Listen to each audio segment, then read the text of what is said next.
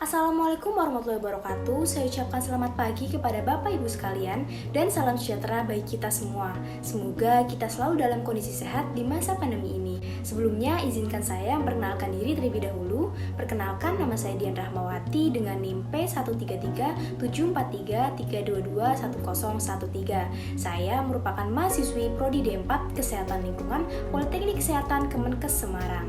Di sini saya akan menyampaikan atau mensosialisasikan mengenai pentingnya melakukan penanganan limbah yang terkontaminasi virus COVID-19 di masyarakat. Pada awal tahun 2020, dunia dihadapkan dengan suatu wabah virus COVID-19 atau disebut juga dengan virus corona.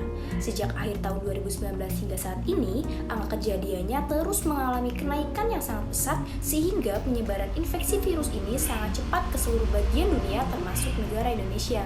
Kemudian, pada masa pandemi COVID-19 ini, masyarakat dihimbau untuk selalu mematuhi peraturan pemerintah, yaitu dengan menggunakan masker dan selalu di rumah saja. Penggunaan masker medis setiap harinya tentunya akan menimbulkan limbah yang dapat bertambah setiap harinya juga. Di sini saya akan membahas mengenai pengelolaan limbah, baik limbah padat dan cair yang ditimbulkan akibat pandemi COVID-19 ini. Limbah atau sampah terbagi atas dua, yaitu limbah padat dan limbah cair. Dalam bahasan kali ini, limbah yang ditimbulkan dari pandemi COVID meliputi masker sekali pakai, sarung tangan bekas, tisu atau kain yang mengandung cairan atau droplet dari hidung dan mulut, yang kemudian diperlakukan seperti limbah B3 infeksius. Limbah cair yang ditimbulkan dari kasus COVID-19 ini meliputi semua air buangan termasuk tinja yang berasal dari kegiatan penanganan pasien COVID-19 yang kemungkinan mengandung mikroorganisme. Limbah padat yang sudah terkontaminasi virus COVID-19 wajib disimpan di tempat penyimpanan sementara dan diperlukan langkah pengelolaan lanjut dalam menangani limbah padat sisa COVID-19 ini. Berikut langkah-langkah pengelolaan limbah padat domestik sisa COVID-19 di lingkungan rumah. Yang pertama, sediakan 3 wadah limbah padat domestik di lokasi yang mudah dijangkau orang, yaitu wadah untuk limbah padat organik, non-organik, dan limbah padat khusus atau untuk masker sekali pakai, sarung tangan bekas, tisu atau kain yang mengandung cairan atau droplet dari hidung dan mulut. Yang kedua, wadah tersebut dilapisi dengan kantong plastik yang warnanya itu berbeda sehingga mudah untuk pengangkutan limbah dan pembersihan wadah. Yang ketiga, pengumpulan limbah dari wadah dilakukan bila sudah 3/4 penuh atau sekurang-kurangnya sekali dalam 24 jam. Yang keempat, petugas pengumpulan limbah harus dilengkapi dengan masker, sarung tangan, sepatu boot, dan apron. Yang kelima, setelah melakukan pengumpulan, petugas wajib membersihkan seluruh badan atau sekurang-kurangnya mencuci tangan dengan sabun dan air mengalir.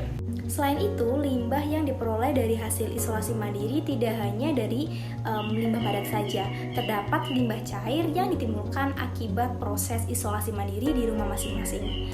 Air limbah kasus COVID-19 yang harus diolah adalah semua air buangan termasuk tinja yang kemungkinan mengandung mikroorganisme, khususnya virus corona, bahan kimia beracun, darah, dan cairan tubuh lain, serta meliputi cairan dari mulut dan hidung atau air kumur pasien, alat makan dan minum pasien, dan atau cucian linen yang berbahaya bagi kesehatan. Berikut beberapa langkah mengelola limbah cair sisa pasien COVID-19 di lingkungan rumah. Yang pertama, cairan dari mulut dan atau hidung atau air kumur pasien dimasukkan ke wadah pengumpulan yang disediakan atau langsung dibuang ke wastafel atau lubang air limbah di toilet. Yang kedua, air cucian alat kerja, alat makan dan minum pasien dan atau cucian linen dimasukkan langsung ke dalam lubang air limbah yang tersedia. Yang ketiga, pastikan semua pipa penyaluran air limbah harus tertutup dengan diameter yang memadai. Yang keempat, pastikan aliran pada semua titik aliran itu berjalan dengan lancar. Nah, berdasarkan informasi yang telah saya sampaikan tadi, dapat disimpulkan kembali bahwa terdapat 2 jenis limbah yang dapat ditimbulkan dari hasil isolasi mandiri di masyarakat, yaitu limbah padat yang berupa masker, sarung tangan, dan tisu bekas, sedangkan limbah cair yaitu tinja, air kumur, dan air buangan lainnya. Pengelolaan limbah harus dikelola dengan baik dan benar agar tidak menyebabkan dampak negatif bagi petugas pengangkut limbah di masyarakat. Hal ini juga dilakukan sebagai bentuk pengendalian kasus COVID-19 agar tidak mudah tersebar di lingkungan sekitar.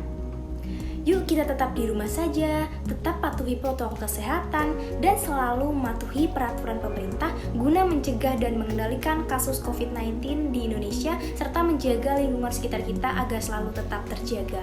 Demikian sosialisasi dari saya harap Bapak dan Ibu bisa menangkap informasi dari saya dan senantiasa bergerak melakukan penanganan limbah COVID-19 di lingkungan sekitar. Kurang lebihnya mohon maaf. Wassalamualaikum warahmatullahi wabarakatuh.